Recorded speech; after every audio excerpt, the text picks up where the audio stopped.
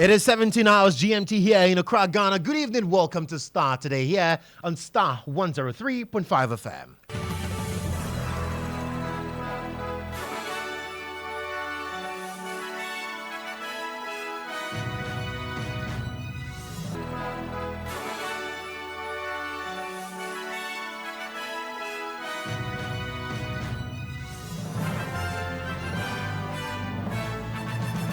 And coming up this evening, Minister of Justice and Attorney General's Department justifies arrest and detention of over 40 Democracy Hub protesters. We cannot turn a blind eye that under the guise of exercising your right to protest, you commit a crime or certain illegalities are perpetrated. Okay. As a Ministry of Justice, as the Office of the Attorney General, of course with other stakeholders like the police, we cannot turn a blind eye to criminality under the guise of exercising the right to freedom. Okay.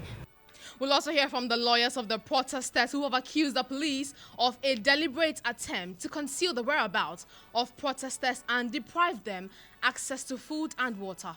Breaches their right to have conference with their clients and with their lawyers. It is also very difficult for us to organize food and other necessities for these persons who have been arrested. Okay, because we know the police will find it difficult to provide them food, as the police themselves have informed us over the past days. Founder and leader of the Ghana Freedom Party, Ekuya Donko, stirs controversy as she takes a dig over disqualified presidential aspirants. We'll be hearing from her shortly. And we'll also have a reaction from one of the disqualified aspirants who has described those comments as unfortunate. It's unfortunate that he can say that, because when you look at that, you see, I was calling for an independent forensic auditor to audit all the 13 people that they said have, all the candidates that came out that they wanted to contest as president. And later in the bulletin on your election hub, you hear some political parties have tailor-made promises to suit a category of voters most of the parties have ignored. These people can work on the state farms. So what we are saying is that to go and dump them there and then congest our prisons inhumanely and then use state resources to feed them, a CPP government revert the sentencing. We have more on this, plus tell you why the CPP wants to abolish the criminal sentencing regime for those who face jail terms for taking their favorite Indian hemp. And much later on the campaign trail tonight, we sit with the independent presidential candidate, Kofi Kranting, on his visions and aspirations for Ghana if he wins the December polls. Well, you don't have to miss any part of the bulletin this evening, so stay with us right here on Starr 103.5 FM as we bring you details of these and more.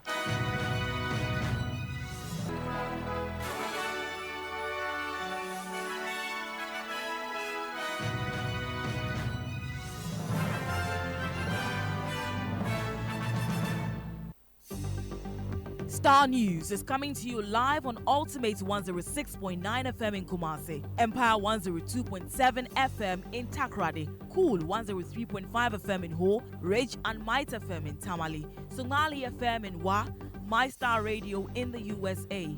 Also live on Facebook on Starr 103.5 FM and on starfm.com.gh around the world. This is Starr 103.5 FM.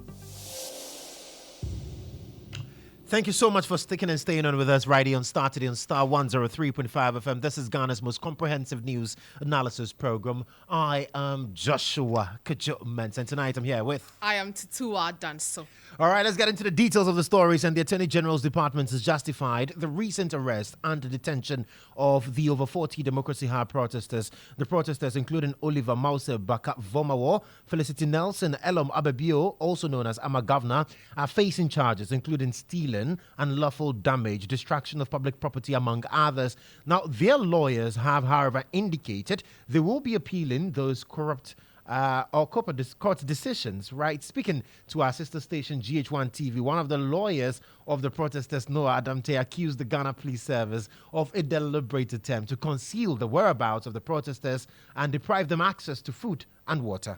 The issues concerning human rights abuse, we have detailed enough since Sunday when the protesters were arrested.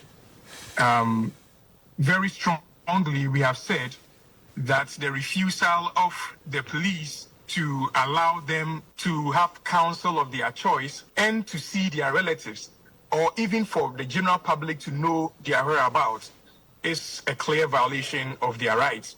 As I speak to you, I am still receiving calls from families, from people who still do not know the whereabouts of their relatives who have been arrested. And that is why in one of our first notices that we sent to the police, to the IGP specifically, we requested that the police should provide us a list of all the persons arrested and the various police stations where they are being held. As I speak to you, we have not received any response from the police. We have not been informed of the names of the people and then the police stations where they are being held. Now, breaches their right to have conference with their clients and with their lawyers. It is also very difficult for us to organize food and other necessities for these persons who have been arrested. Okay, because we know the police will find it difficult to provide them food, as the police themselves have informed us over the past days that they cannot provide food for these people. So if you cannot provide food for them, and you also fail to provide the details of the arrested persons as to where they are being kept for other persons to provide food for them, then you are basically taking a position to deprive them of their rights to food. Okay, so the human rights abuses, as we have detailed over the years, are many, and we find it very surprising that in a constitutional democracy, people will be subjected to this kind of treatment. So you had Noah Adamte, he's one of the lawyers of the protesters. Now, meanwhile, a group of activists who call themselves Africa Rising and Economic Freedom Fighters has also called on the media to pick a side in the ongoing development, as they believe the protesters will not get justice in court. A member of the group, Ernesto Yeboah, addressed the media earlier today. And so clearly this is not a democracy, and we cannot continue to deceive ourselves. We hope that the media is advised accordingly to choose a side. You either belong to those fighting against Galamsey, or you belong to those fighting for Galamsey. Who were at the courts yesterday? And by every indication, those fighting for Galamsey appear to be winning. And so we are convicted in our heart and in our minds that the case will not be resolved in the courts.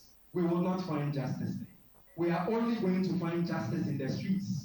And this is why we are calling on the people of Ghana to stand up. And by every indication, those fighting for Galamsey appear to be winning. And so we are convicted in our heart and in our minds that the case will not be resolved in the courts. We will not find justice there. We are only going to find justice in the streets. And this is why we are calling on the people of Ghana to stand up. You just heard the Ernesto Yeboah, a member of the Africa Rising and Economic Freedom Fighters. And also, I sat with the Deputy Attorney General, Dinah Asuna-Badapa, who has been addressing me and other media houses on this developing story. And she justified the police action against the protesters. It is that the exercise of that right should be within the confines of the law. Now, I always like to take people far back to their own claims that even if you look at Article 12 of the 1992 Constitution, it indicates that the rights spelled out in this chapter, which chapter includes even Article 21, which people would usually invoke as the basis for the exercise of their right to protest or to assemble, indicates strongly that the exercise of these rights shall be subject to the rights and freedom of other persons. And for some reason, and I usually find it that smacking of bad faith, people like to close an eye to that commensurate requirement that it shall be subject to the rights and freedom of other persons. And then I bring you to the Public Order Act of 1994, Act 491. And I always admonish people to take their time to read particularly sections 1 to 3. Now, the Public Order Act, Act 491, is in 3 parts. Part 1 deals with the organization of what is classified as special events. Special events includes these demonstrations or protests.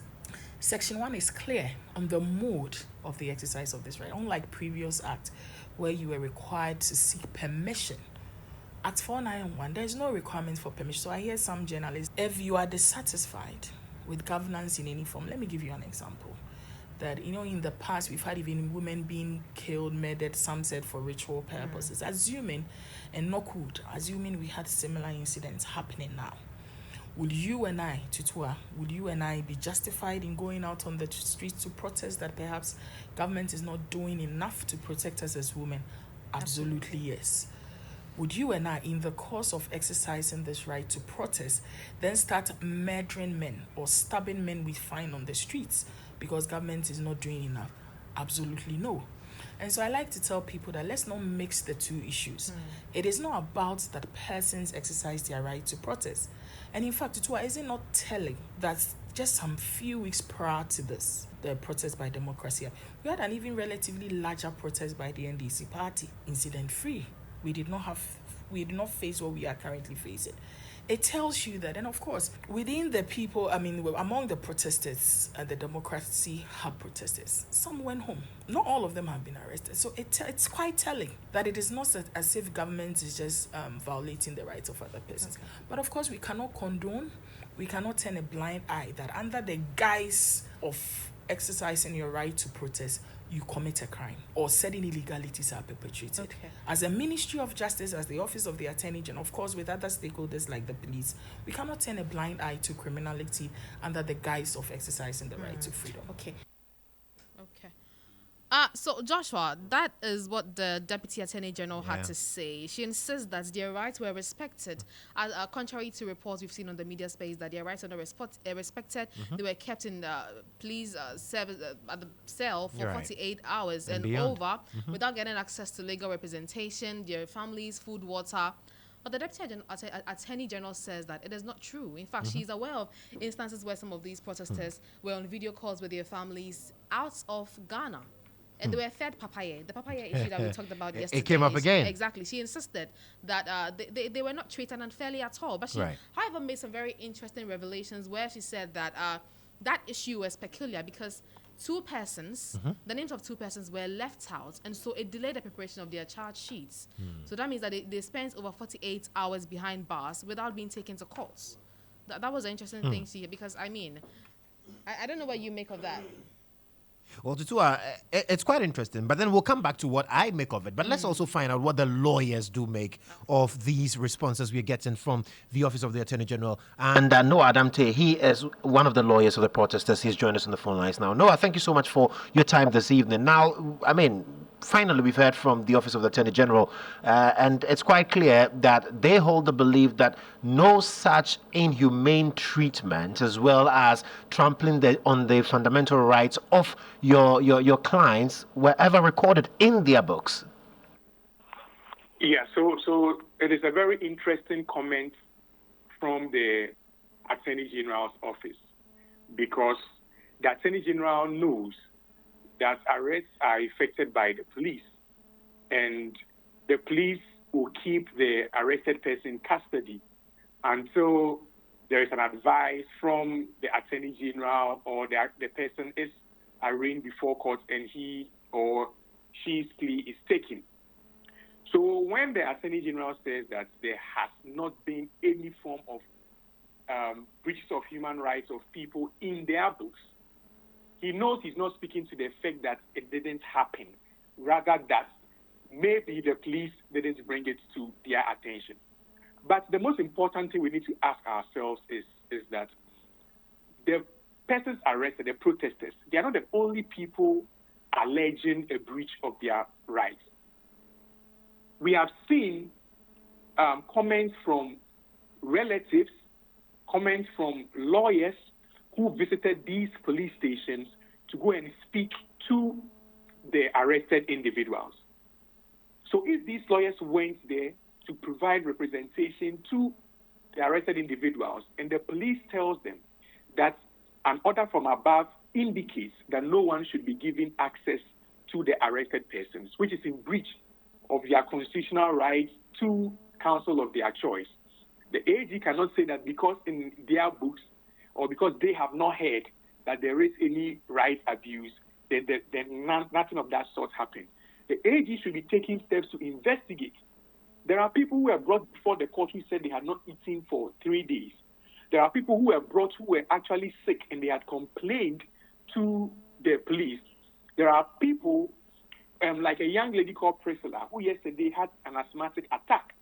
The police has known that she is an asthmatic and diabetic patient for the past 4 or 5 days since she was arrested.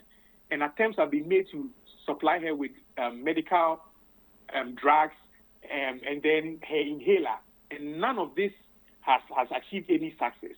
So the AG statement that nothing of that sort has happened means that possibly we can simply say that they have not taken the steps to investigate what is happening at the police cells. Not that it didn't happen, as the protesters themselves and their relatives and lawyers have come out.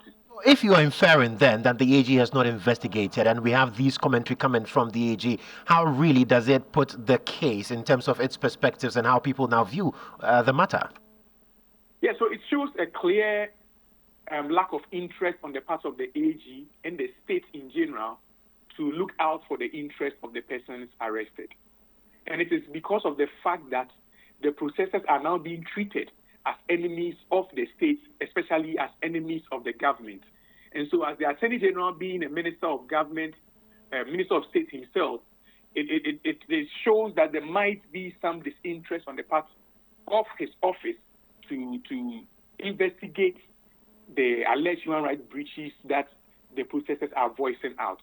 Because there is no way that neutral persons who have nothing to do with the protest all go to the police stations to visit the arrested persons. Parents are going there and they are being told the same thing, that you are not allowed to visit the arrested individual. How then can the AG say that, or any person believe that the AG has an interest in protecting the rights of the arrested individual? Well, the deputy AG, I mean, she draws the parallel between what happened in terms of the enough is enough demonstration and the fact that that was very peaceful. The police did not have any backlash, but it looks like, and even with the Democracy Hub demonstration, she mentions clearly that, well, not all the protesters were arrested. So it cannot be the case that the people who were arrested or the police were just anti the protesters and then people were just bagged in and all of that. The people who were arrested because of the offenses they committed. Which is a blatant falsehood, because there are persons who were arrested at the protest who had nothing to do with the protest that was ongoing. If you have watched the videos that are circulating on social media and you see the people who have been arrested, you clearly see that there is no indication that some of the persons who were arrested had anything to do with the protest. There was a guy in court, Benjamin Ekufodako, who was not at the protest on any of the 3 days. He was only arrested when he went to visit Oliver Bakavomawo at the time of his admission at the police hospital. The police is alleging that he was part of the protest. But all the records available shows that Benjamin was out of that area helping a friend with his relocation. So there was no way this guy was part of the protest. But because he's one of the conveners of the group, then we have to arrest you, even though you are not part of those who were there at the protest. And there are several people like that. There's one lady, Priscilla, lady who is asthmatic, as I mentioned earlier. Priscilla was on the scene with her phone streaming the event on TikTok. The offenses they have been alleged to have been committed, there is no way Priscilla could have committed that offense when she was standing nowhere near where the protest was actually going on, but with her phone, just videoing what is ongoing, streaming it on her TikTok. How can we say that this person was involved in the protest, and therefore all the persons who were arrested were engaged in acts of hooliganism or were in an altercation with the police at the time of the arrest? These comments coming out from the AG and the police are clear afterthoughts. It is clearly ways to justify the heavy-handedness that was meted out to these people who were exercising their rights to protest. Right. Noah, Tutuwaa here. On the back of what you're saying, the Deputy Attorney General, in fact, I engaged her today and she said that there is video evidence to prove that indeed some of these persons that were arrested were actually involved in destruction of public property, and not because there was no evidence against them or they are innocent of the charges against them. How do you respond to that? Yes, obviously, we have seen videos circulating. Obviously, we have seen that. But the point we are making is that there is no reasonable conclusion that we can reach that all the persons who were arrested on that day were engaged in acts of hooliganism. But even beyond that, it goes beyond what was done at the protest and the respect for due process by the state and its agencies. The main concern here is that you have arrested someone and you have charged the person with an offense. The law provides that the person must be informed of the charge against him, must be given facilities to make his defense, must be given access to counsel of his choice. So, irrespective of whether you caught the person, even flagrant delicto, in clear view committing a crime, the law provides that by reason of due process, the police and the attorney general, that's the prosecution, must follow this procedure until a court of competent jurisdiction pronounces the person guilty, because he's presumed innocent. Okay, so if your only excuse out of this clear human rights violations is that we have videos of them committing the act, when the issue right now is not whether or not they are guilty, the issue is whether or not when they were arrested, their rights have been protected. Then you are clearly sidestepping the main argument that is before the public at this moment. Noah, now on the case of one 50-year-old woman, Grace, we understand that a bench warrant was issued for her arrest. Have you heard anything from her? Because according to the Deputy Attorney General, she's absconded.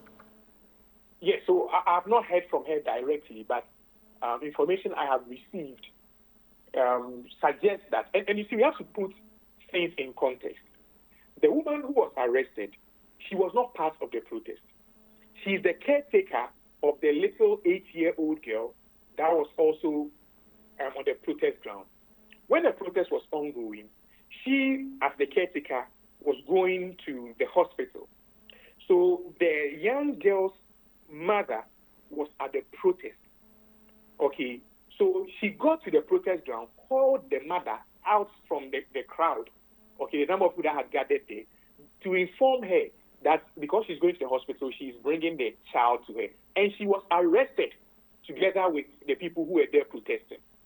Now, when they arrested her, together with the child and the mother, and they were taken to they arrested her and then the child, they took them to the police station. They realized that they had to release the young girl because of the public outcry. And they could not release the young child alone. They had to release the caretaker also. So they granted the caretaker bail.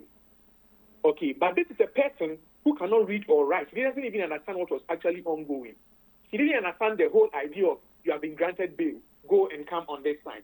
So she went home, and on the day she was supposed to appear before court, she didn't understand what it actually meant.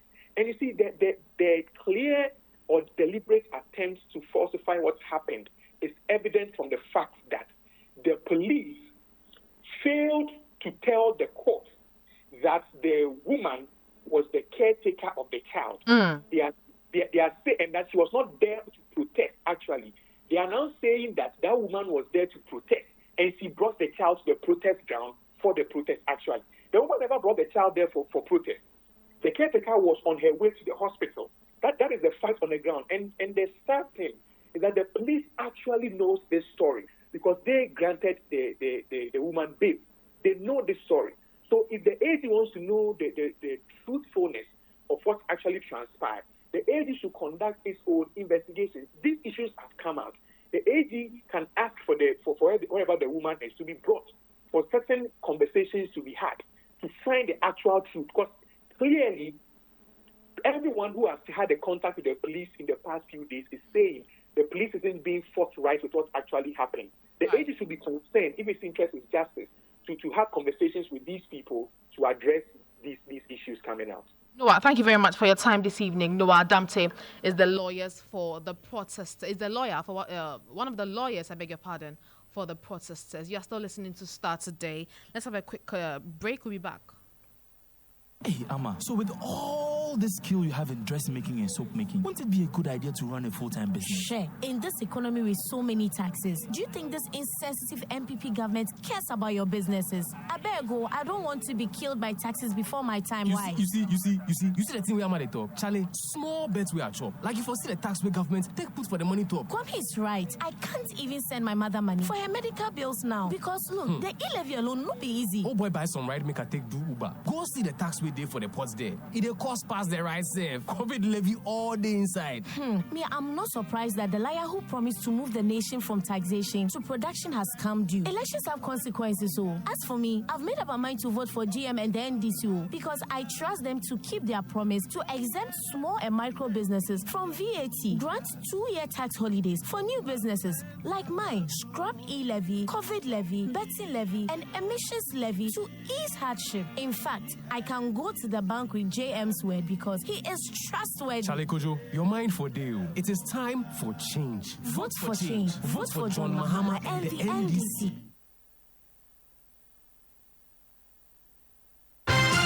Starr today. First, fast, and credible.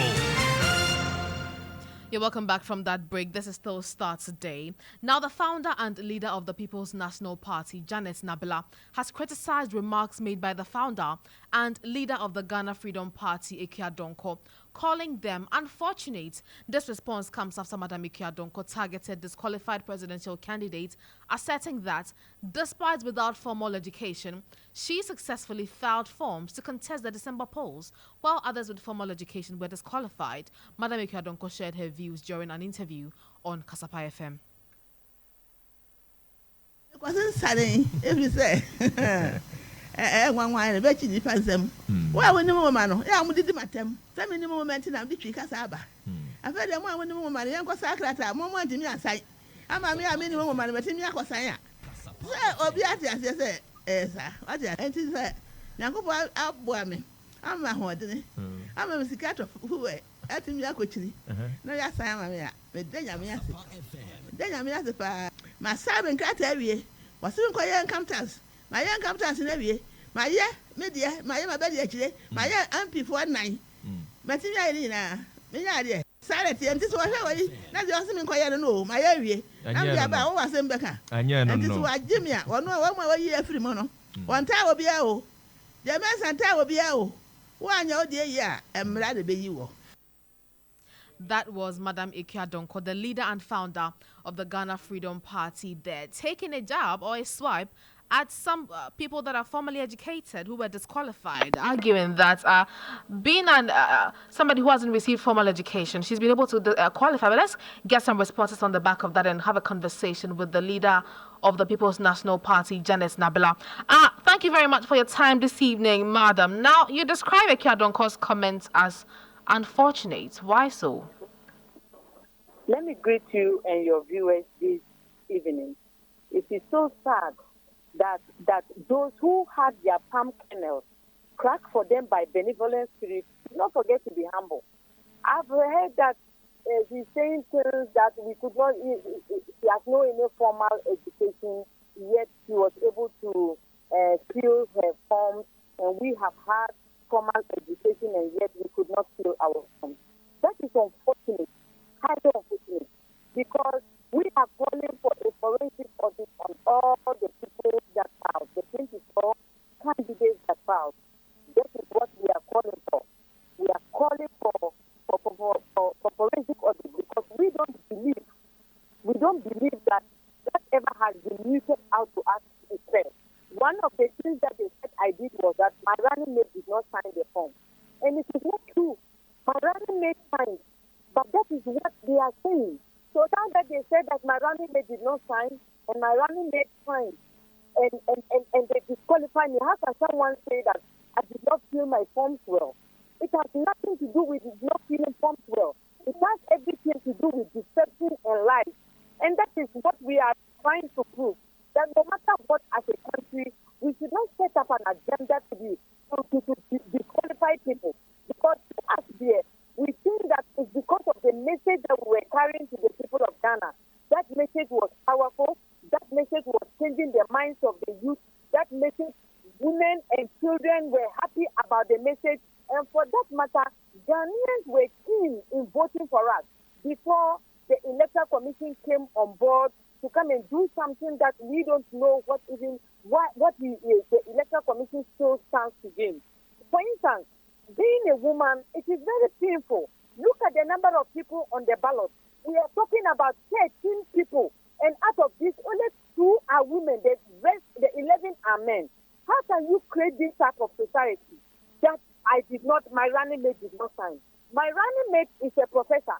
My running mate is a professor at Kumasi Technical University. And for that matter, he will not perform and will not sign. Whatever they said was not true, it was lies, and yet they used those lies just to remove me from the ballot paper. So if someone else doesn't even know the nitty-gritties of the thing, and the person is having her palm kernel cracked for her by a benevolent spirit, saying all things, it is very painful. It's painful and annoying. That is the reason why we are going to court.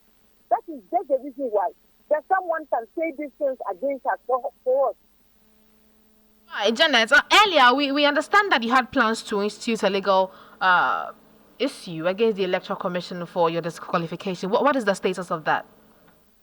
Yes, that is what we are doing. My lawyer is supposed to file today, so I'm sure it has been done. So as the days go by, you will see us in court, because we can't continue to say that allow things to go. That is what we have done all this while, and we are in this situation.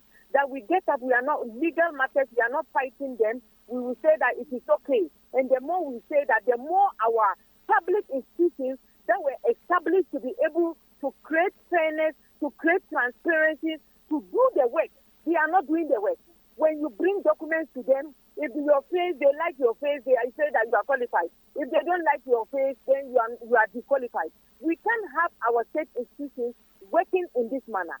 We don't hate the Electoral Commission. We don't have any problem against the Electoral Commission. We have a problem against their work, because we know that they have been incompetent. That's one year, super incompetent at its highest level.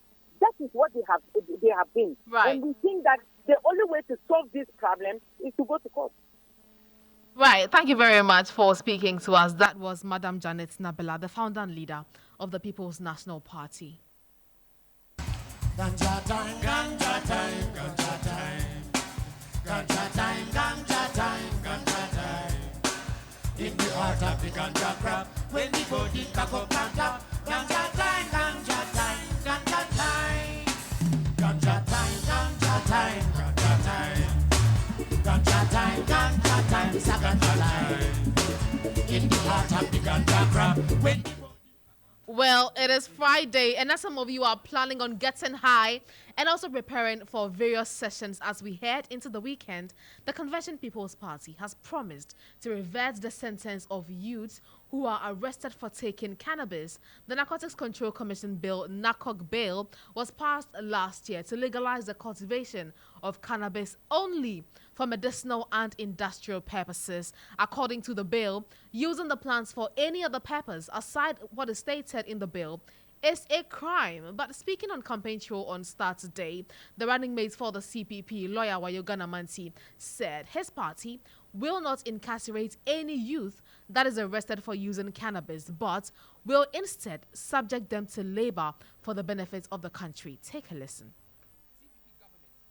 Incarcerate any citizen for misdemeanor. So like what is happening today. Are you saying this on the back of the protest? No, yes, the protest fits in. Okay. But because I'm a lawyer and because I have the ambition already that this country must move forward and that we must use our people for a purpose, we are not incarcerating people for misdemeanors. We will rather give them community services or let them work on the state farms. Okay. The other one, which is critical, we are also not going to incarcerate people for one roll of cannabis that you think you have arrested a citizen on this country and then you are going to incarcerate that person for 10 years. You take a 30-year-old citizen, and some of these people, when you go to court, these are university graduates. So I don't know for whatever reason. Wait.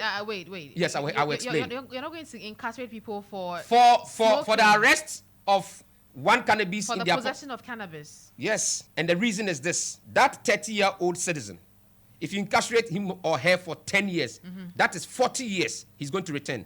You have taken 10 years of that youthful energy. And you see, these people can work on the state farms. So what we are saying is that to go and dump them there and then congest our prisons inhumanely and then use state resources to feed them, a CP government revert the sentencing. So it's not about the law. I'm not talking about abolishing law. I'm talking about sentencing, the sentencing regime. Okay. Sentencing them to incarceration. Council, is this an agenda to push for the legalization of weed smoking? That is not an agenda. I'm not talking about the law. Okay.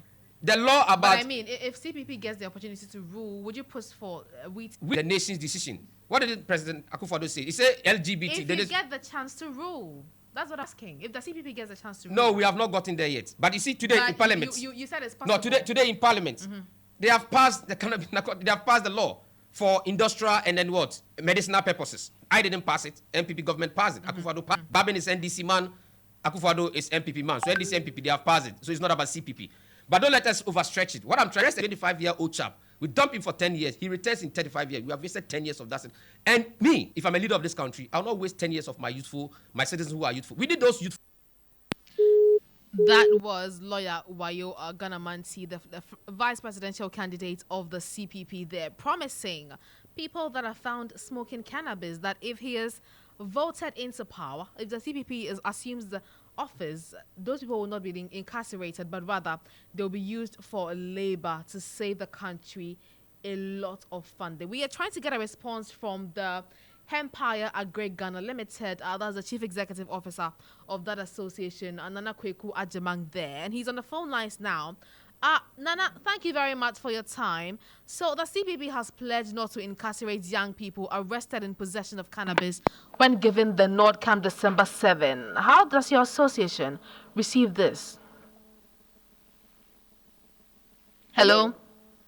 Yes. Nana, great. Thank you very much. I've just been put online. Okay. I'll just take the question again. So the CPP is promising not to incarcerate young people who are found in the possession of cannabis, but rather he's saying that the party will use such young people for labor-related stuff. How does your association react to this? Well, it's a political gimmick, isn't it? I mean, I don't even think they know enough about cannabis to come out with something like this. And politically, it's not going to attract anyone to vote for them. The issue of cannabis is much more complex than meets the eye. And so just coming out at the spur of a moment, is this a part of their manifesto? We don't know. But coming out at the spur of the moment to declare this is no news to anyone. They think they'll be able to make political mileage with it, but I doubt that, to be perfectly honest with you. The law as it stands now, although the consumption of recreational cannabis is illegal, is one that will not seek to incarcerate anybody, never mind young people, because it's a fallacy to believe that it's only young people who indulge in recreational cannabis. It cuts across all the ages. But as I'm saying, the law as it stands now actually accommodates that type of thinking, whereby previously we would normally incarcerate people for 10 to 15 and even 20 years for negligible amounts of cannabis. What is happening now is that the system would rather find out or establish why the person is using that type of recreational drug, so to speak, in commas, rather than placing that person in prison. So that is already there. That is already there. The current government, that's what they apply currently now. So, I mean, CPP saying this is no big deal, it's no news. Okay, but don't you think it is actually welcome news if persons arrested in the possession of cannabis are not actually jailed? Is that a welcome news for your association, beyond what you say is political gimmicks by the CPP? No, but this is what I'm saying to you. It's good news, and it's already been covered in the existing law. So what they are saying today is no news. It's no news, because it's already in existence. This is what is there now. The Narcotics Control Commission Act 1019, which was passed in 2020, already makes room for this to be the common practice. It is only when you are caught with larger amounts of cannabis that it will be assumed that you're a trafficker, and then the full rigors of the law will come down on you. So, I mean, it's great. The CPP is saying that. Wonderful. I applaud them. But it's no big deal. It's already currently in place. And I just see this as a political gimmick anyway. And I don't believe that the CPP know enough about cannabis to even come out with this. It's just another political ploy to try and attract young voters. And I'm saying it won't work. Right. Thank you very much for speaking to us this evening. I've been engaging Nanako Ikwajiman, who is the Chief Executive Officer for Empire Agri Ghana Limited. Adapted from King Solomon, this marijuana granted to the hands of black man. Now and then we smoke it, another time we boil it. Good for all sickness and pain. Starr Today, first, fast, and credible. You're still listening to Starr Today, and the Natural Petroleum Authority has assured more jobs coming on stream with the cylinder recirculation module as it holds town hall meetings in Sekondi. They are assuring that no one within the value chain of liquefied petroleum gas distribution will lose their job with the cylinder recirculation model in operation. Speaking at a town hall meeting at Fijai Senior High School Assembly Hall in Sekondi, the Monitoring Research and Evaluation Officer at NPA, Dr. Joseph Wilson, revealed that more jobs will be created than people losing their jobs along the value chain, since the CRM will run side by side with the existing model for the next 5 years.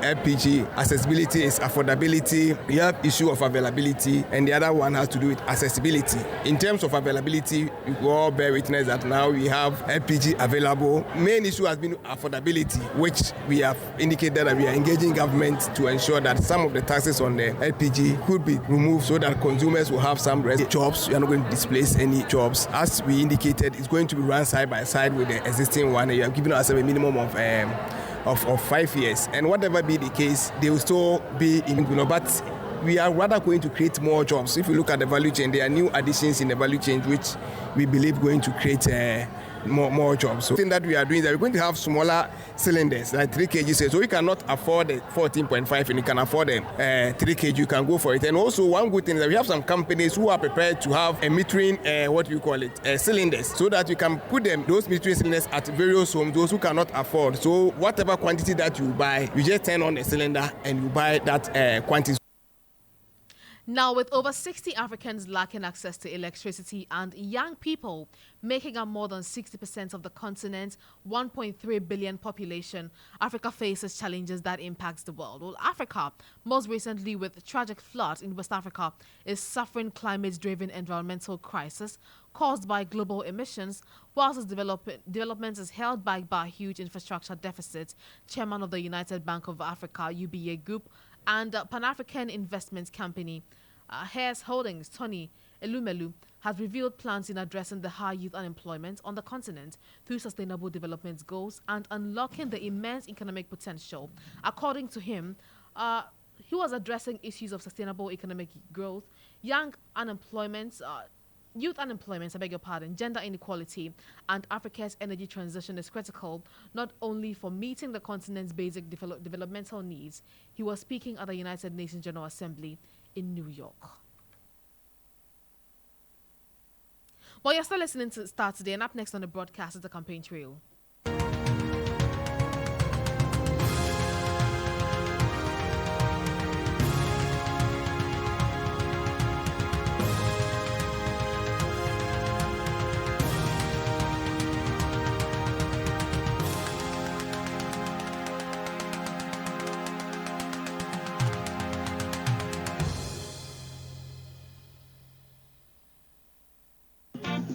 It's a great time for Ghanaian women. The nation builder John Mahama and Professor Jane Nana Opoku-Agyeman will establish the first ever Women's Development Bank in Ghana, a special bank run by women, only women, to serve only women. Yes, the Women's Development Bank will support women's businesses by offering loans at a very low interest rate and on very flexible terms to empower women throughout Ghana, from hairdressers, market women, female graduates who want to go into business, business, online businesses owned by women, traders, dressmakers, caterers, food vendors, street hawkers, women in the corporate world, women in agribusiness, to other women-led and women-owned businesses in all fields. No one will be left out. With Mahama and Nana Jane at the helm, Ghanaian women shall surely rise. Vote for change. Vote for John Mahama and the NDC.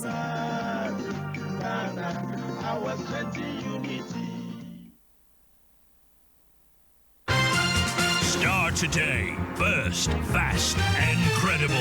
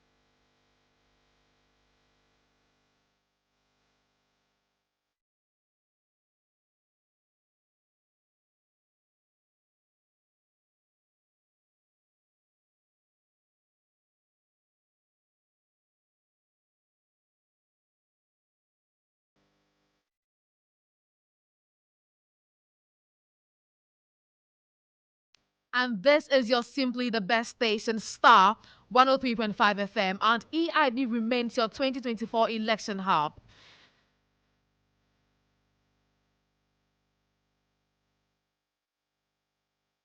It is some 12 minutes to the hour 6, and 71 days to the December polls. Tonight on the campaign trail, my guest is lucky to have survived the mass arrest and subsequent remand that has greeted last weekend's Democracy Hub protesters against the illegal mining menace in the country. Now, he served as the Chief Executive Officer of the Progressive Alliance Movement, a USA-based non-political advocacy group that championed the rights of Ghanaians living abroad to be given the chance to vote and be represented in that manner through campaigning for the representation of the People's Amendment Act to be passed. He now identifies as a husband, father, advocate, entrepreneur, visionary, and now independent presidential candidate with a plan for the future of our country that includes all Ghanaians equally. You certainly would be interested in this conversation happening in the next few minutes. My guest, Kofi Kranting, has already taken his seat in the studios. Remember that we are live on Facebook on Star 103.5 FM. And you can also send us a WhatsApp message with your question on the number 055 288 0216. Again, it's 055 288 0216. This is your campaign trail.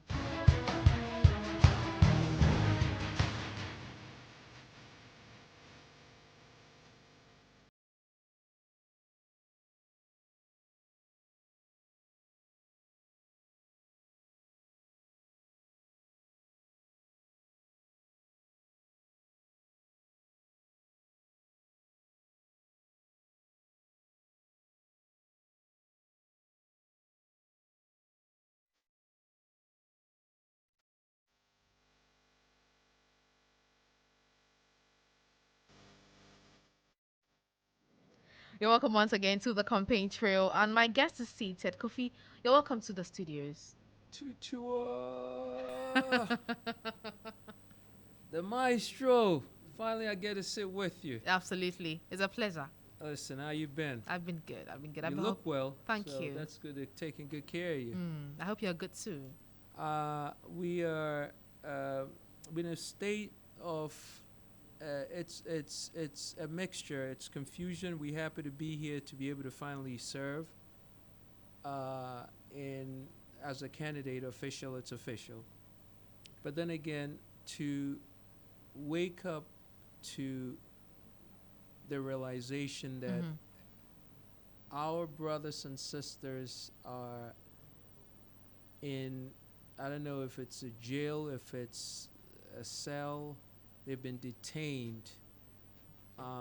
In fact, on the back of that, you tweeted this. I'd like to give my audience a feel of what you said. You said, demonstrating is a response to when a citizen has exhausted all other options. When hopelessness is a natural default to a callous government that is not only clueless, but wicked. Excuse me, but I shall express my anger in any way my tormented soul sees justified. Absolutely. What informed you to tweet this? So now let me give you the paradigm so you can understand. Okay. You work here at Starr FM. If by the time you get ready to go home, somebody pushes you down and you don't get to see the person, they jump on you and start raping you, and then you take I saw your flask. Right. You take your flask and you hit them hard on their head, and they fall dead because you struck them with all the anger in you for attempting to rape you, and they die. Are you a violent person? Not at all. I believe in the confines of the law, it is explained as self-defense, right? Because someone violated you and you reacted. And the demonstrators are being violated just like we all are. They are killing us. The same people who sold us free SHS for billions are the same people who are killing us with the billions. Isn't that ironic? So when people respond to an injustice that they don't have a way of tampering, I don't see it as violence. Okay. I see it as an acute response to an injustice that they don't know any other way to express. So the government should be sitting down with them, apologizing to them, and making sure they meet them, because they work for us. You are killing us. Do you not know? It's almost as if the entire Ghana, the whole of Ghana has reclined to a comfortable position when it comes to galamsey. We don't even have enough water as we speak. We're importing water. Water comes in because of the uselessness and the hopelessness of our government. It floods us. They reposition people. It kills us. It destroys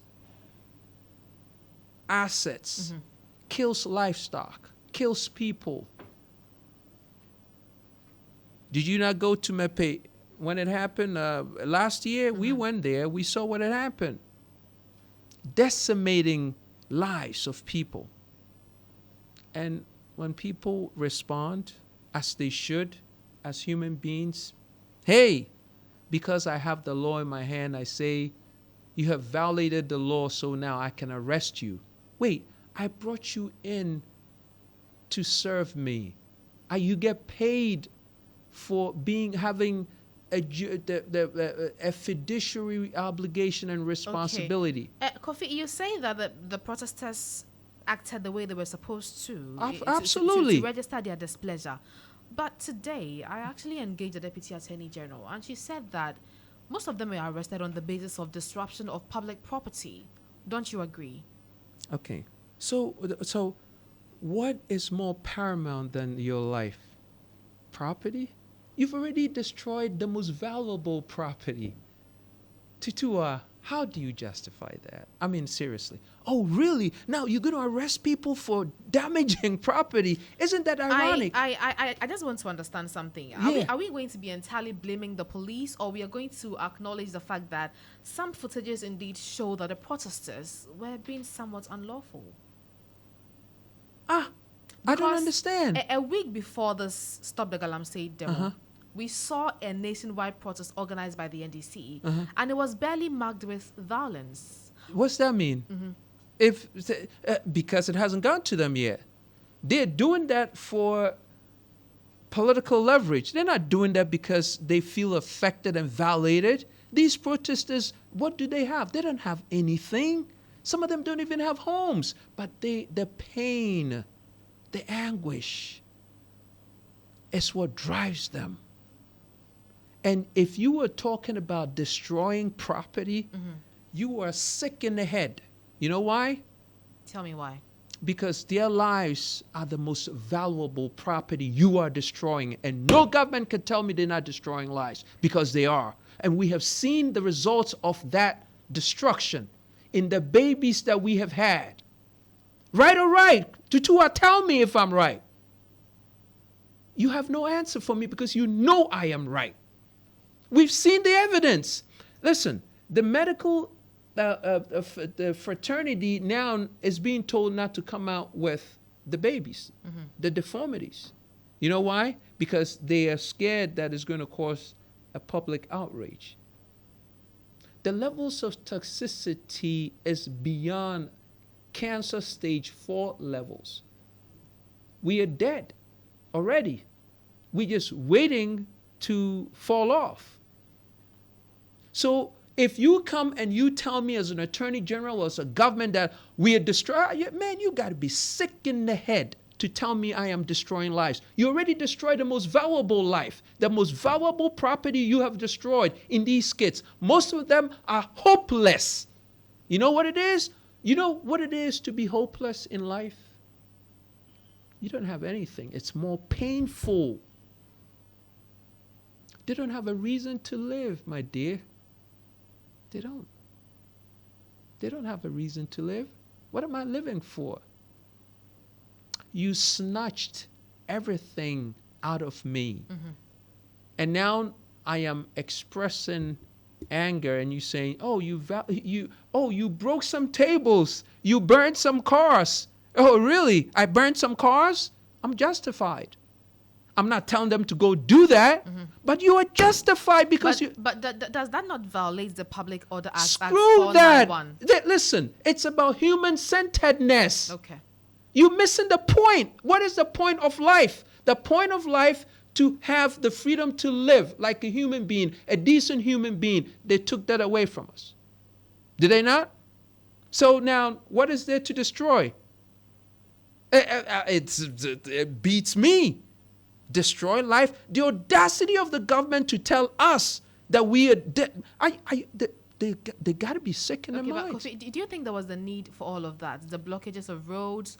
Oh my gosh. Was there the need for that? I mean, instead of probably parading, preaching their message, Stop Galamsey. Was there a need for all of that? Man. The naivete blows me away, and I know you're a journalist, so you're justified in these questions, but it's below substandard. Yeah, because you see, if as a human being, when you keep adding the sticks of anger, it's only a matter of time, Tutuwaa, that you're going to break the camel's back. One more stick, that's all it takes. And this time, one too many. So, articles have been written, people have spoken, disgust has been expressed on social media so many times by so many people about Galamsey. They've decimated, go to Obuasi, the whole Obuasi should be shut down and people repositioned somewhere else. It's just a matter of time before the people of Obuasi, they keep dropping off. And they probably are, but nobody's taking notice. Because the levels of toxicity in Obuasi, if you go and you watch, look at how beautiful your skin is. Your skin glowing. Go to Obuasi. The other side of the spectrum. I'm not kidding you, seriously. Look at their skin. They ravaged. I've been there, man, so I know. It's serious. We are an endangered species. If you eat cocoa, if you eat fufu, if you eat yam, cassava, any of these things, if you eat fish, the cows, the goats, they feed on the grass that draws its minerals from the soil, and it's broken down by bacteria that takes the water from the soil. It means everybody is getting some aspect of the toxicity in them. It's just a matter of time. So and you being a woman, you should be even more concerned, because you're going to pass it on from your womb to your kids. The next generation of children coming into Ghana are going to be stricken with these levels of toxicity. Okay. Now, post-protests, we saw some people being arrested. Some were kept behind bars for 48 hours. They say their lawyers insist that they were not given access to meet them. They didn't have food, water. But then I spoke to the AG today. She also dispelled that. Yeah, they will. Bunch of liars. Bunch of liars. You don't think the AG was being truthful? No. They are in. For what, though? Why are you keeping them? So wait, you want to have a country where when people are brutalized, violated, they don't say anything. They don't have a right to say anything. That's what you want? The barometer of how you are governing comes from conversations and interactions with the people. That's the litmus test. So the same people who are giving you an indication of how you're running your government, you don't want to hear from them, so you have locked them up. And you're saying, hey, listen, man, I can't take this, so, enough of this nonsense. Lock them up. How do you know how you're running? You see? So they should release all of them immediately. Okay. And they don't even have the right, the audacity. The whole Ghana should be outraged. The whole Ghana should be outraged. Because, listen, these folks went out there in their bravery to represent the whole of Ghana for something that's already affecting us. They are killing us. We are all an endangered species. We are dying. Okay. Kofi, I know you have justified so to speak, the violence from the protesters, saying that they had every right to express their displeasure in whatever way they wanted to. But we have seen this footage where a young man was en route to the 37 military hospital, and the entrance to the hospital was blocked. So then he approached one of the protesters, who said that was that a fair comment, Kofi? It may not be a fair comment. It was that, or it may. No, but not, you see, but this is what I'm saying. You are operating from a perspective and of a position of your mind is not agitated. There is normalcy with your mind when you say those things. You see, I was just talking to Nana Yabra for a few hours ago in an interview, and I told her when the first plane struck World Trade Center, I was at City Hall, and we came out of the hall and they said somebody had dropped a bomb on New York, because that's the message that we got. We came out, we standing there looking around, looking at smoke, and then all of a sudden the second plane came around. And then on the 110th floor, you could see people flying out of the window, jumping out on the 110th floor. Now, they jumped out because the intensity of the heat was unbearable. But jumping out to what? To splatter on the floor from 110 flights. But at that point, that's all they could think about. Okay. What's the justification of that jump? There isn't. You see? But at that point, the intensity was so unbearable, they jumped. The intensity of the pain is so unbearable, they say things that you who are not in the same state of mind will say that, man, this is so unfair. This is not right for you to say that because it's another person's life. They are dying anyway. They're dying. Okay. The bigger question or the bigger picture that is being painted is CSOs demanding a ban on small-scale mining. Is that something you think is worth? Absolutely, but the problem still exists because, you see, we cannot... Galamsey is an adaptive sociological response to a problem that we haven't solved. Okay. Unemployment. Tutuwaa, people have to eat. People have to pay their bills. People have to go to the hospital. People have to have a decent place to live and have good food to eat. And if the government is not doing these things, the pressures of life forces them to look at other ways that might not maybe be ethical or moral, but they have to do certain things. So it's not just stopping them from engaging in galamsey, it's by providing for them. See, when you provide for them to take care of the pressures that they experience in life, galamsey disappears.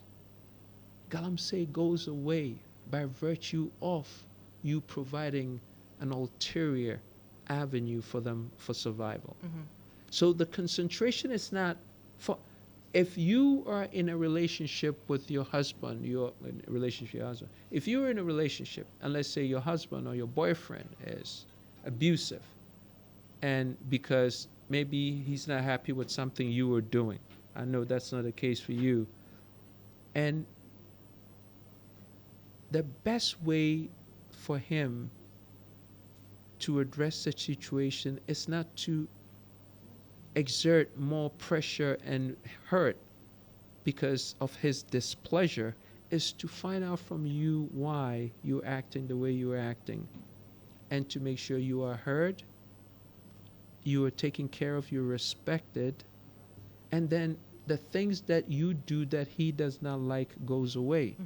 But when he maybe hits you, it doesn't release or relieve the symptom, it makes it worse. And that's what the government is doing. They think that by putting these people in jail, arresting them, detaining them, not giving them food and water, is going to make them stop. No, you bring them out more upset. So now they take it to ratchet. They ratchet it to the next level. And they're going to come out, and if they come out and they do something worse than this, are you going to blame them? You caused it. Okay. Well, my question was just to find out if you indeed believe that small-scale mining in itself should be banned. The problem is not small-scale mining. The problem is the big-scale mining. The big-scale mining? Of course. Because, you see, galamsey has always been there, but it never decimated our lands. It never poisoned our waters because it was on a scale that really did not have a net negative effect on the land. The reason why it's had an effect on the land is because it's a large-scale operation now. Now, let me just help everybody understand. The machines involved in the large-scale destruction cannot be afforded by the ordinary citizens of the land. They cannot afford 120. If they had 120, 170, $200,000 to spend on earth-moving machines, they will get in some other type of business. Okay. So the people who are involved in the destruction are the people in the high office, the ministers, the parliamentarians, the faith, people of the faith fraternity, and they're the ones who are involved in Gamse. So, because Tutuwaa, if the Shangfeng or whatever they call it does not fly at night, it comes through the port. True or not? True. Who controls the port? Who controls the port? The government. So you telling me all the hundreds or thousands of earth-moving machines that's come through the port for the last couple of years, the government could not say, hey, what are you bringing this through here for? If you cannot tell me what you're going to use this machine for, then I'm banning it and is going into a government-designated area nobody can use. Why could you not say that? You allowed it to leave the port, and when they left the port, well, you think it got parked in front of somebody else's front yard? No, it went into the jungle, it went into the forest. Why couldn't you stop it? And even if you were going to let it leave the port, why didn't you tag it with a device that told you exactly what this machine was doing at real time? Every time it starts, it shows on the computer, says, this machine owned by Tutuwaa is at in Prayeso, and it's digging 4 tons of earth per hour. And this is, you have a machine that tells you all of that. Okay. Kofi, I want to know your plans for mining if you're voted for. Because you agree with me that it rakes in some revenue for the country.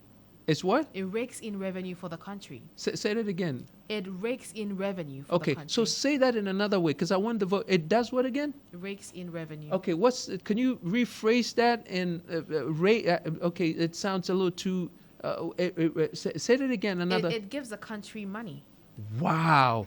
It gives the country money? Mining in itself. Money in itself? Mining. Mining. Okay, so be nice to us, because I do not know. Obviously, you have an incredible amount of knowledge and experience in where this money is going. So please, point to one. Where is the gold money going? Point to it. You don't think that money... No, I didn't say anything.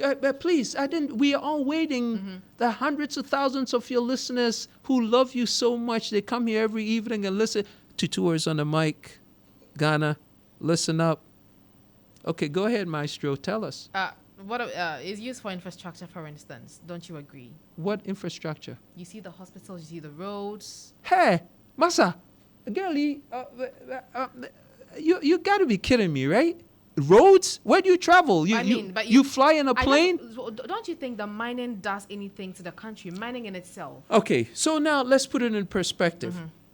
2023, about $20 billion of our gold ended up in the souks of Dubai. When was the last time you went to Dubai? I'm sure you go there.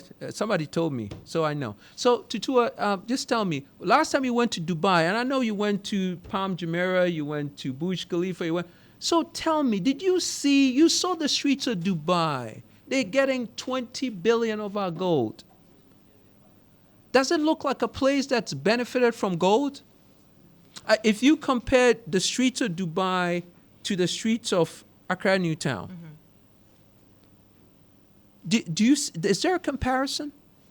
Are you not embarrassed to have gone to Dubai and seen what our gold does in Dubai and come back to Ghana and see that we just dig the gold, mutilate our lands, poison our waters, and give the gold to somebody foreign? You're not embarrassed by that? Go to Abu Dhabi. Okay. I understand that. Are you sure? I understand your argument. But what I want to know, I believe that you have policies, right? You didn't ask me about my policy. Definitely. What is your plan for mining, the mining sector? Okay. If it's money we won, we can make money someplace else. Okay. We have to allow for our lands to heal. Okay. For how long? For as long as it takes, because we could do without it, because certainly we're doing without it.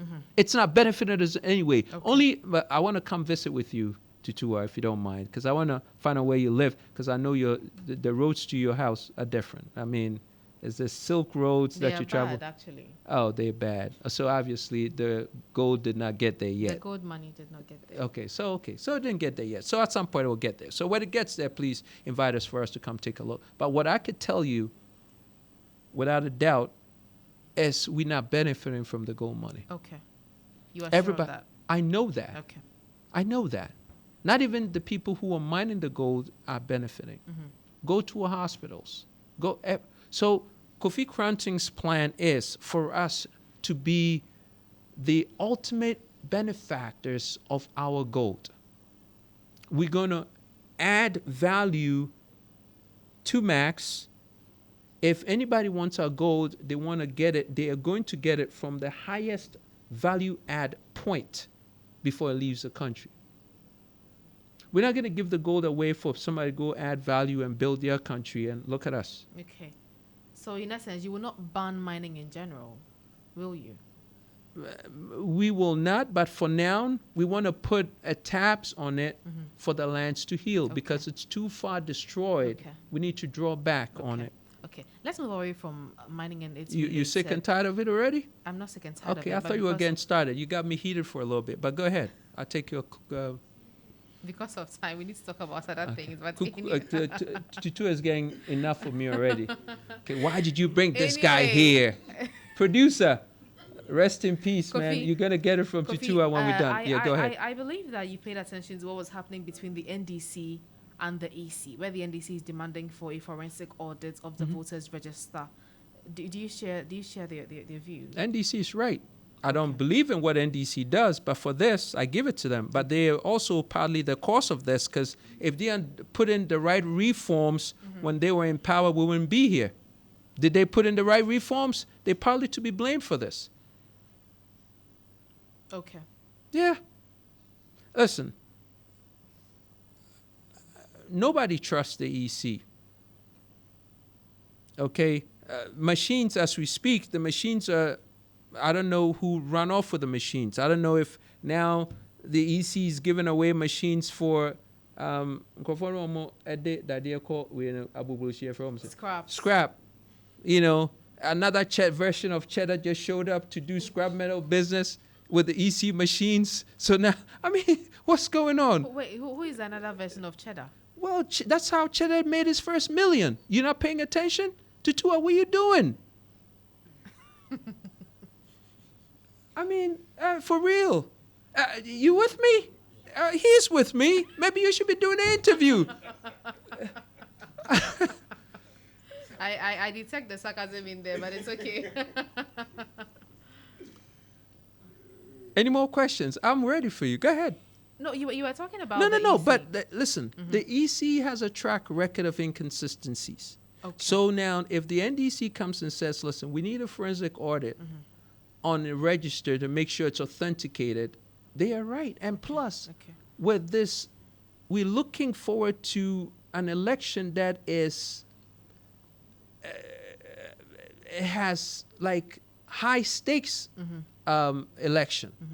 You know, it's embedded in ethanol, serious ethanol, jet fuel. So if they want to do that imagine how it would be if everybody came along and they took a look at the register and the EC was spot on, it was cleaned out, everybody was happy. It calms people down before the election, which I think would be a good thing for all of us, right? So what's the big deal? Okay. But the EC has come out to respond that they are likely not to conduct an audit into the voters register because they trust the security of their IT systems. Oh, yeah, so much so that they lost how many machines? Oh, the same. Come on, man. Tutuwaa. The same people who saying this are the people who have lost 8 or 9 machines and they don't know how it disappeared. I mean, the EC walks around like that's Mrs. Osama bin Laden. I mean, she walks around with... No, have you seen G. Mensa walk around? Osama bin Laden does not have that much security. Are you calling her a terrorist? I'm not saying that, but I'm saying that she's high profile. Protected, okay. You with me? So now, and I would say wherever she is, there's protection. Right? So, how could machines get I mean, we don't have a trace of how many machines, Tutuwaa, help me? How many machines? 8, 9? 9 machines. How did they get it out there? I mean, these are not like 3-year-olds walking around. These are like full-grown adults. The machines are like full-grown adults. You can't very easily just wheel them out on a wheelbarrow and say, hey, listen, EC, police, look to the left. Let's move to the right real quick and get the machines out of here. You can't do that. How do you get these machines out of EC?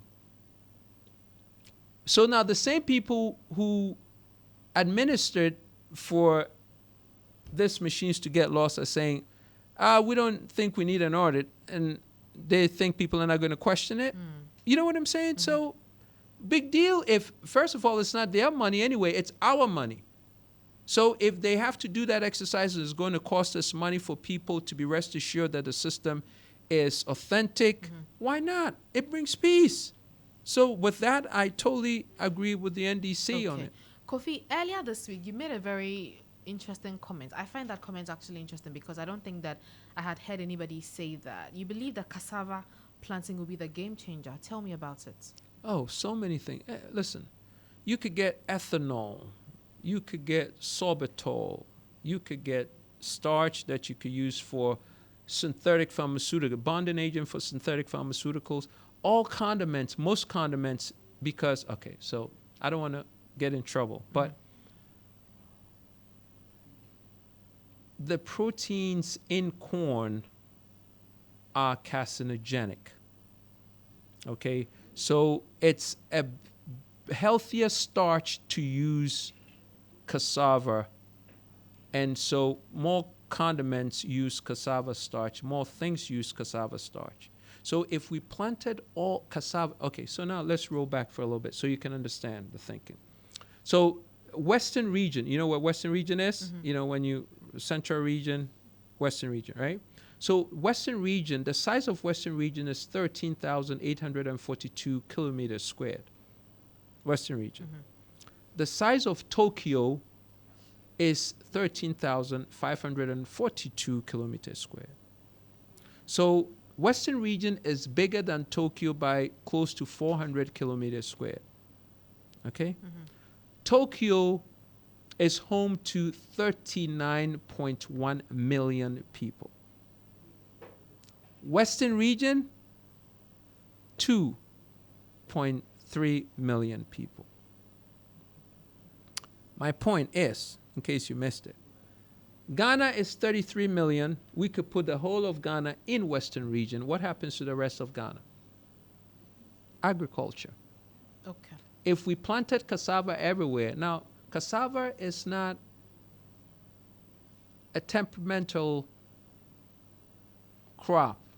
It grows pretty much anywhere with medium water. We have the sun. You know what I'm saying? So we could grow cassava everywhere, harvest cassava, sell it to the rest of the world. The amount of money we will make will bring in more than enough foreign exchange reserves to do three things. Pay down our debt, which is how much now? How much is the debt? 740 billion cedis. Nobody talks about the debt except for me. You know why? They don't have a solution for the debt. Tutuwaa, they don't have a solution. Why wouldn't they talk about it? They don't have a solution. Okay, Kofi, I understand you now, but the NDC, for instance, is preaching 24-hour economy. Oh, gosh. The NPP is talking about a digital economy. Oh, What gosh. is the New Vision movement talking about? Cluelessness. That's not what we're talking. Cluelessness. No. That's not what we're talking about. We're saying that 24-hour economy and digital economy are from clueless perspectives. Let me tell you something so you can understand. The leaders we've had for the last 32 years think on a binary, single-plated level. Okay? I think on a qubits, multi-level spectrum. Okay? So the thinking is totally different. When you say a 24-hour economy, Tutuwaa, You need three things. Kofi, unfortunately, my producer just alerted me that we are running out of time. We are. I want you to talk to me about your flagship policy. Okay. So, real quick, please don't get excited. We have what we call Kofi's mega threesome. Okay. Kofi's mega threesome. Yeah. Tutuwaa, I haven't had this smile on your face since I've been here. I don't know why you are this excited. Carry on. Let's have some composure while I go through this. This is a life-saving conversation. Brother, please control your enthusiasm. Okay. So, as I said, Kofi's mega threesome. Number one, we're going to change the Constitution. Okay? Number two, we're going to eradicate corruption.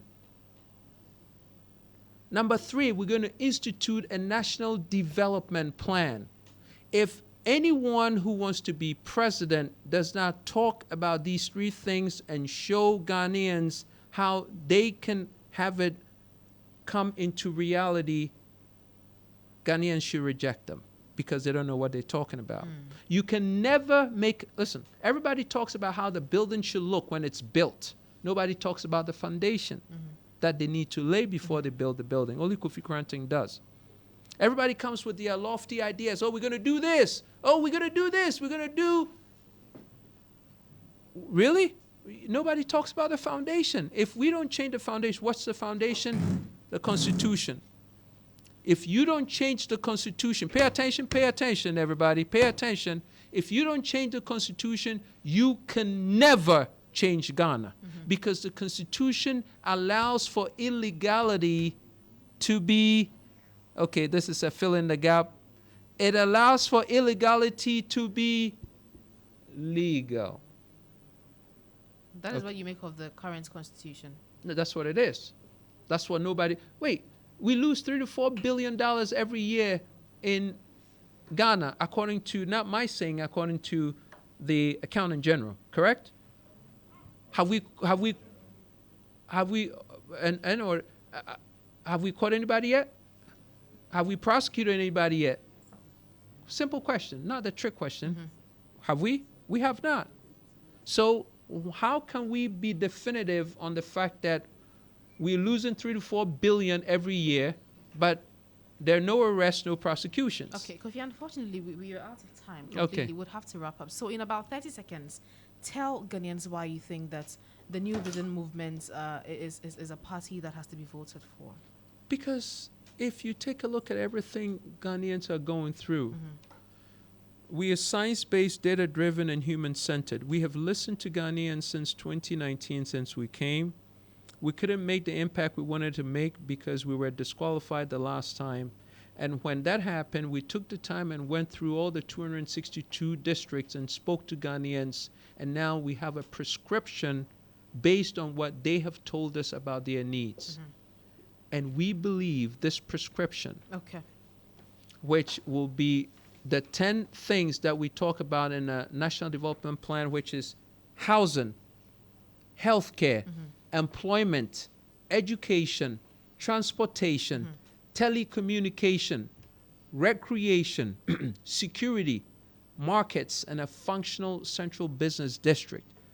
These 10 things will be the pillars for the new development of Ghana. Okay. All right. Thank you very much. I've been engaging Kofi Kranting. He's an independent presidential candidate with the New Vision movement. And that wraps up Start Today and, of course, wraps up Campaign Trail as well.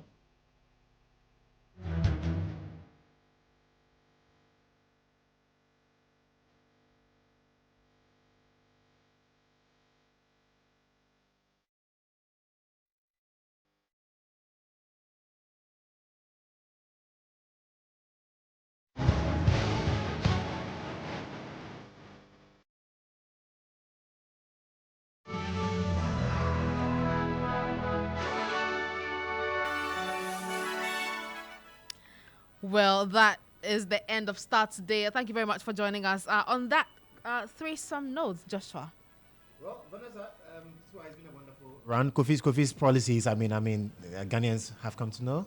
And the threesome policy, Kofi. One that you absolutely love. No, because anything that has to do with three people, and then, anyways, you know what? That's it. It's a Friday, and you know what they say on Fridays. You don't advise people on Fridays. Wait till Monday. Wait till Monday. For more news updates, log on to starfm.com.gh. I am Tutuwaa Danso. And I am Joshua Kujo Mensa. Do have a lovely weekend.